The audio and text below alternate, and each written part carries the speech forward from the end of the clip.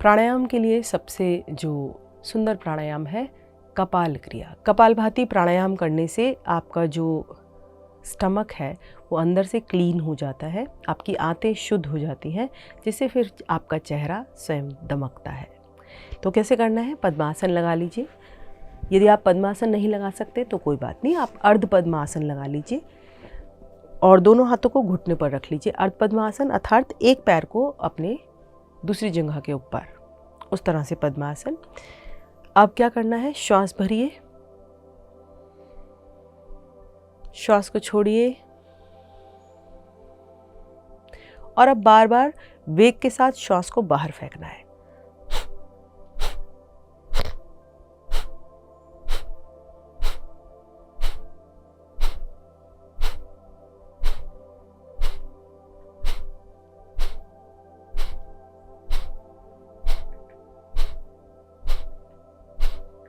आंखों को बंद कर पूरा ध्यान अपनी नाभि पर ले जाइए।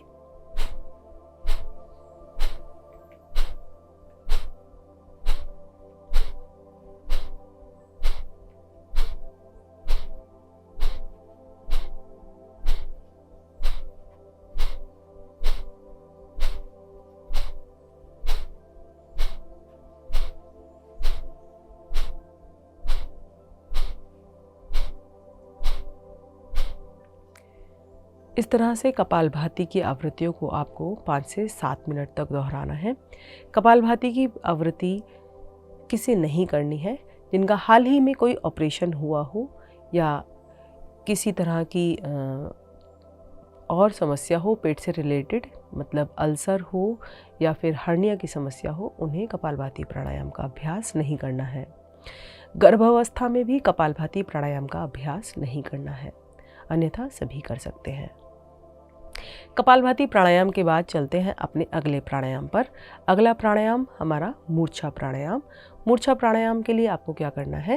मूर्छा प्राणायाम के लिए आपको इस तरह से, जिन्हें अस्थमा की समस्या हो, हृदय रोगी हो और जिन्हें हाई बीपी की समस्या रहती हो, वे चिकित्सकीय परामर्श के द्वारा ही मूर्छा प्राणायाम का अभ्यास कर सकते हैं। या फिर जिन्हें चक्कर आने की भी समस्या हो, वह भी इस प्राणायाम का अभ्यास ना करें। मूर्छा प्राणायाम में क्या करना है? आपको षड्मुखी मुद्रा बनानी है। इस प्रकार पहले दोनों उंगलियों पर, अब ये जो उंगलियां हम नाक के नासिका पुट के पास रखेंगे, मतलब नोस्ट्रिल इससे हमें बंद करने हैं। इस तरह से रखिए, कान बंद कीजिए, श्वास भरिए, मुंह को पूरा फुला लीजिए, नाक भी बंद कर दीजिए और कान भी बंद कर लीजिए।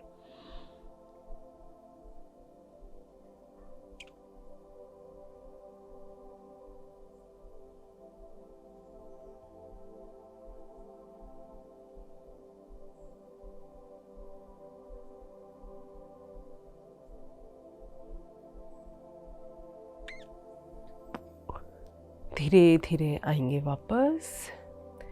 गहरा सांस भरें और छोड़ें।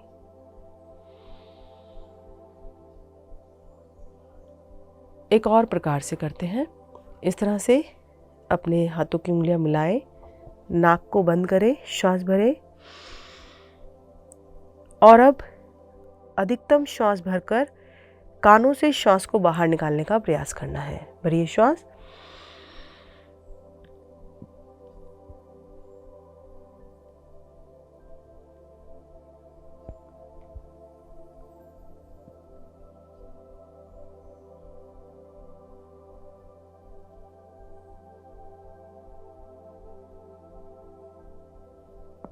And relax.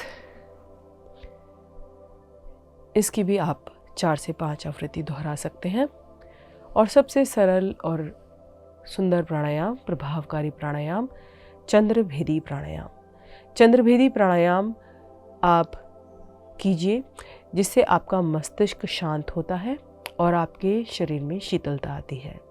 तो यह प्राणायाम जिन्हें खांसी हो, सर्दी जुकाम की समस्या हो रही हो, उन्हें नहीं करना है, या जो अस्थमा से ग्रसित हो, अन्यथा सभी कर सकते हैं। तो दाएं हाथ से बनाइए मुद्रा। पहली दोनों उंगलियों को मोड़ लीजिए, बाद की को खड़ा कर लीजिए और इस हाथ से, बाएं हाथ से बनाइए आप वरुण मुद्रा। स्मॉल फिंगर को थंब से टच कर लीजिए। अब बाईं ओर से श्वास भरिए और छोड़िए।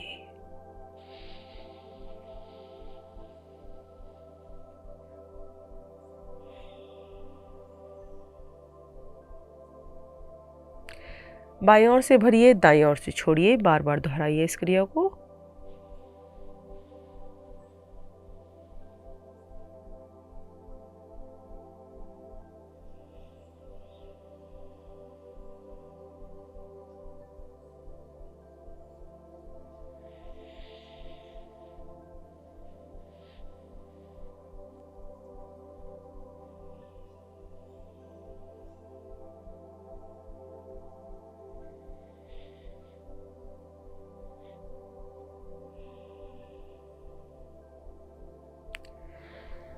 धीरे धीरे हाथ को लाएं वापस। तो इस तरह से आप प्राणायाम का अभ्यास कर सकते हैं। तो लेते हैं भ्रामरी प्राणायाम का अभ्यास। भ्रामरी प्राणायाम से हमारे मस्तिष्क में कंपन उत्पन्न होती है, जिससे हमारी जो ग्रंथियां, स्राव है, वह उचित मात्रा में होता है। तो पहली दोनों उंगलियां पलकों पर, तीसरी नाक के नीचे, चौथी ठोड़ी पर, कान अंगूठों से बंद, श्वास भरिए और ओम में जब हम म का गुंजन करते हैं उसी तरह भ्रमरी की तरह गुंजन करना है। म शब्द का उच्चारण करना है, होठों को बंद करके। श्वास भरिए।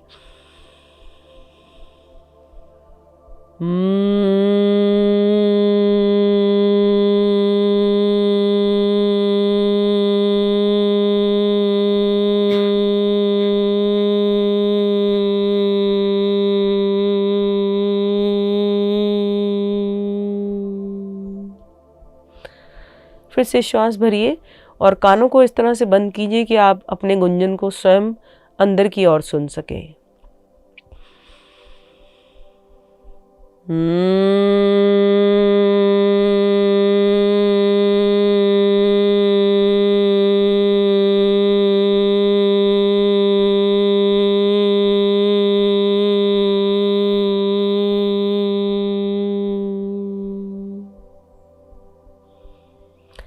धीरे धीरे दोनों हाथ वापस। भ्रामरी प्राणायाम के बाद नेत्रों को बंद रखें, एकदम से ना खोलें। गहरा सांस भरें और छोड़ें।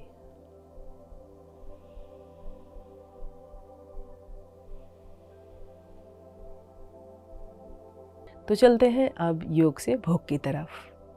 जी हाँ, आप कितनी भी क्रियाएं कीजिए, किंतु यदि आपने अपने भोग में सुधार नहीं लाया तो आपकी वो क्रियाएं आपको उचित परिणाम नहीं दे पाएंगी। तो भोग में हम सबसे पहले बात करेंगे आपके दैनिक भोजन की। दैनिक भोजन में आप कितने मिर्च मसालों का प्रयोग करते हैं या कितने तले हुए भोजन का प्रयोग करते हैं, यह आपके लिए विचारणीय है। मिर्च मसाले और वसा, शर्करा अर्थात मीठा और चिकनाई युक्त पदार्थ आपको अपने भोजन में कम से कम लेने हैं और कोशिश करना है कि शाम को 5 बजे के बाद ऐसे भोजन का आप बिल्कुल भी सेवन ना करें। आपको ज़्यादा से ज़्यादा अंकुरित अनाज, मौसमी फल और मौसमी सब्जियों का प्रयोग करना है। कोशिश कीजिए कि आप अपने दिन में अधिक से अधिक पानी का सेवन करें, अर्थात 2 से 2.5 लीटर पानी आप एक दिन में अवश्य पी लें और उस पानी को आप किसी ऐसे कंटेनर से पिएं जो आप अपने होंठ लगाकर पिए, ऊपर से गट-गट डालकर ना पिएं, क्योंकि पानी जब आपके सलाइवा के साथ मिक्स होकर आपके अंदर जाता है तब वह आपके लिए अधिक उपयोगी बनता है और अपनी सार्थकता को सिद्ध करता है आपके शरीर में। रात को आपको अपने चेहरे को अच्छे से धोकर सोना है और जो भी आपको उचित लगता है, यदि आपकी ऑयली स्किन है तो नॉर्मली आप वॉश करके सोइए और यदि आपका ड्राई स्किन है तो किसी भी प्रकार का एक ऑयल या फिर मॉइस्चराइज़र क्रीम अप्लाई करके सोइए। चेहरे पर ग्लो लाने के लिए आपको नाभि में तेल लगाने की भी आवश्यकता है। आप नाभि में सरसों का तेल रोज़ रात को अवश्य लगाएं, 1 से 2 बूंद, और उसके बाद देखिए कि आपके फेस पर कितनी जल्दी ग्लो आता है।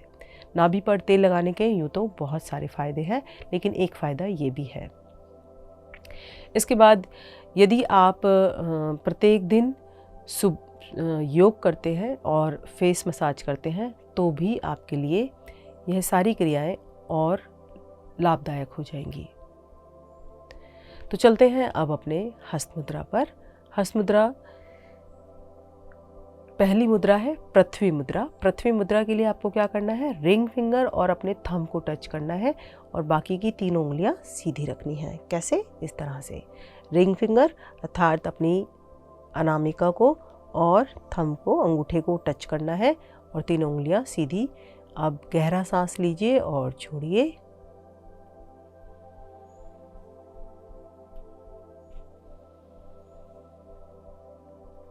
फिर से श्वास भरिए और छोड़िए।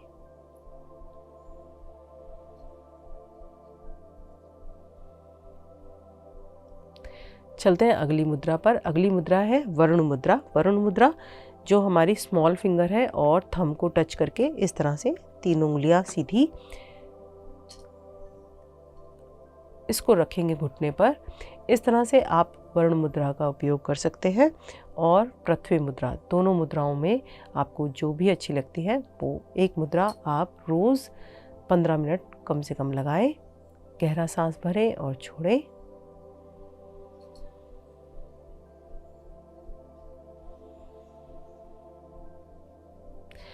वरुण मुद्रा जब आप लगा रहे हैं तो ध्यान रखें कि आपको सर्दी, खांसी, ज़ुकाम जैसी समस्याएं या फिर फीवर जैसी समस्या ना हो।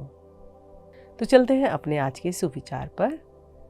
अपने कर्तव्य पर अटल रहने वाला ही जीवन में सफल होता है।